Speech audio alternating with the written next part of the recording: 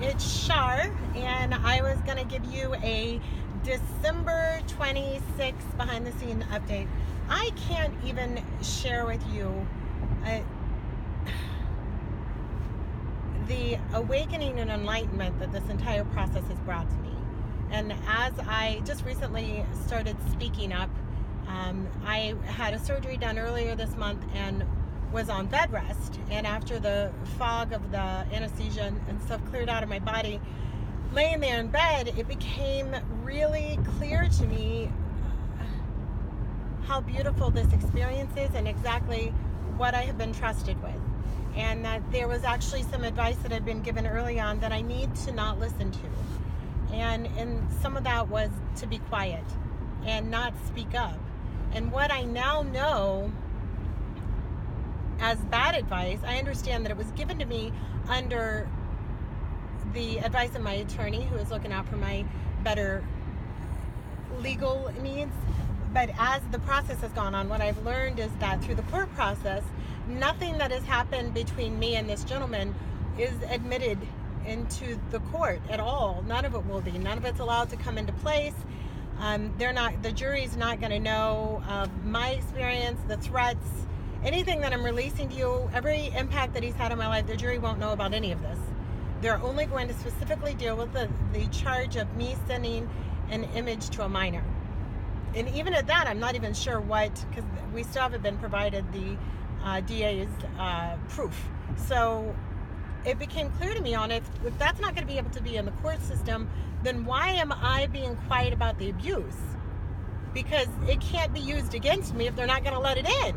And if they do find something in the abuse system to use against me, then that means they're going to open up Pandora's box and let that in. So really, it was a catch-22 in the sense that either way it's going to benefit me. So I'm going to start speaking up. And in the course of speaking up, what I found is I should have done this from the beginning, because I have gotten so many people who have reached out to me who have been abused, and then through their stories learned to bond with them and the beautiful things and the ripples that creates. But also now I'm seeking out the knowledge of understanding to find out not just my own, but to be able to help guide other people, because with great impact comes great responsibility. And so I had picked up, it is so amazing how things just fall into place. I had a girlfriend over, we were wrapping Christmas presents, and I just happened to catch a little glimpse of an author, somebody mentioned in a book, and this is the book, Seed of the Soul, and to the point that I had to tell my friend to be quiet for a moment so I could write this book down so I could go get the book. And I downloaded it Audible. Now I picked it up paper because I think this book's going to be with me for the rest of my life.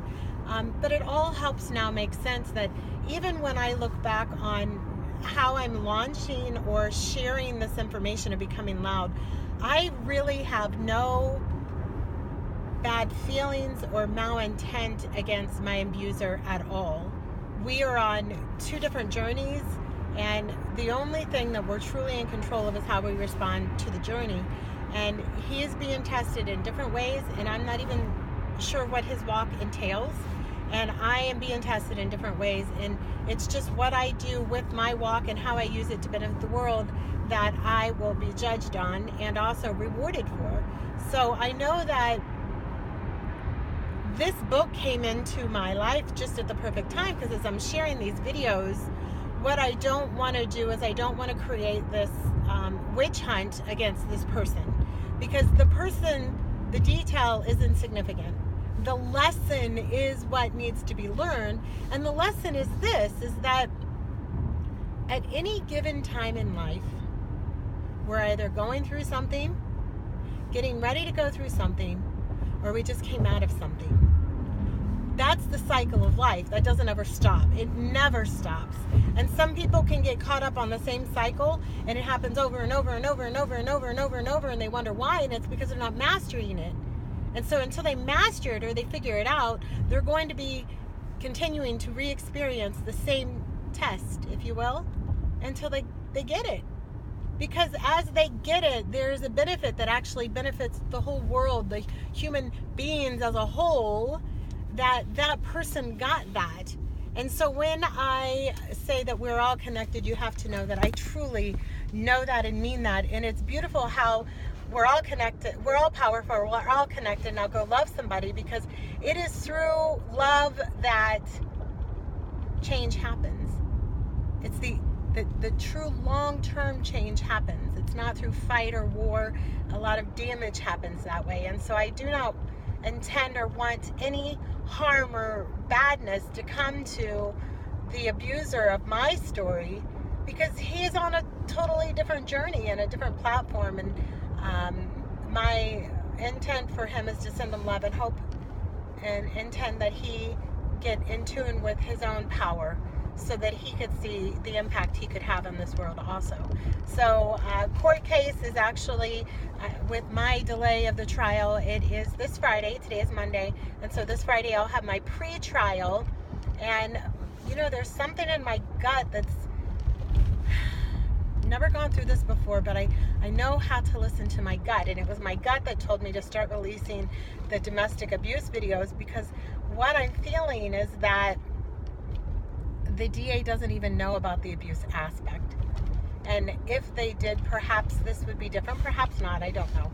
And so putting the information out there with the intention that maybe the ripple that gets created, I'm intending that there are people around the DA who is pressing charges against me, who see these videos, who share them and say, hey, have you heard about this woman? So that a little bit of homework can be done, so that once they see me in court in person and have a face to put with the name that they, to this point, they don't know me. And not that they will know me in the moments that they see me in court, but I will share with you that my gut is to stand up in court, probably against my attorney's advice, and maybe I need to just keep my mouth shut. But I feel like if people just knew the true truth, you know, right now what the DA knows is just the pieces that have been provided, which are not in good light to me. He was provided that I knew that the kid that I sent the message to was the same age as my daughter. Well, the detective who called me, I think, thinks I only have one daughter, my 17-year-old. Well, I was talking about my 23-year-old daughter, because when I had met the abuser, I don't want to call him my abuser because there's no attachment there, the abuser's son, I met him on a boat, and he was there with other 23-year-olds that went to school with my daughter. And so when the detective asked me how old I thought, did I know how old he was? And I said, well, when I sent this picture to him, the screenshots of the abusive messages from his father, I said, well, I thought he was the same age as my daughter, my 23, but I didn't say 23. I said they all went to school together. And so what the detective heard was what he wanted to hear. He didn't stay curious. And people that are in these positions of power and authority need to understand that you have to keep your mindset curious for justice. Because I watched a TED Talk the other day, and it was talking about the difference between a soldier mindset and a scout mindset. And a soldier mindset is just, it's like war. You've got yours, they've got theirs, and you fight. And a scout was something that many years ago, scouts would be sent out miles ahead to just take an interpretation of the landscape and bring back an interpretation of what that was. And if this detective had kept his mindset in a scout mindset, then this wouldn't have happened, but this was supposed to happen because of the good it's going to do in the world. So there's not even any bad feelings against the detective. It's just lessons that need to be learned, and awareness is gained, that we need to make sure when we are listening that we are listening to understand and not reply. Because one is a scout mindset and one is a soldier mindset. And truly, to be able to understand another person, you have to remove your own intention and your own motive. Because what I find in our legal system is that everybody wants to win. It's almost like a football game. Everybody gets together and one team wants to win and the other team wants to win, and no matter what, they just want to win. My attorney is doing the best she can, but she's defending an innocent person. And she wants to go to court too because she gets the win on her record. And that's what became apparent to me when I was on bed rest is, why am I being quiet about the abuse when A, it can't be used in the courtroom, so it can't be used against me, and I I did nothing wrong. And so, you know, when you do something wrong, then you try to hide it, or you're ashamed of it, or something like that. But when you truly have done nothing wrong, you should not be quiet. And when you are being abused, because remember, we're going through something, we're getting ready to go through something, or we just came out of something. If you weren't there today, if you have never been abused in your life, and I hope that you have not, but statistics say that it's 1 in 4. And I guarantee you that it's more than that. It's just that they're not speaking up. And it may not be you. It might be someone you love. It might be your daughter. It might be your aunt, your uncle, your sister. And through this process, that's the stories that I'm hearing and I'm learning, is that with abuse, you should not be quiet. There are more victims than there are abusers. And so if we spoke up more often, if we spoke up louder and had a united front, then there would be more effective laws and changes going on, and timelier. Instead of this, I'm on day like 92 or something on this process. And remember, there was 90 days before that. And this is just somebody I casually dated. So imagine the man or the woman who was in an abusive relationship for years before this, to be able to be put through this process. So the awareness that the world will gain from all of this is absolutely amazing. And I am so fortunate that I was trusted to deliver this message. So my gut instinct is Friday to stand up and to say, hey, listen, blah, blah, blah, blah, blah, really quick. We'll see. I trust my intuition. I trust it because it's what's gotten me to where I'm at and made me who I am. And those are all amazing, beautiful, wonderful things.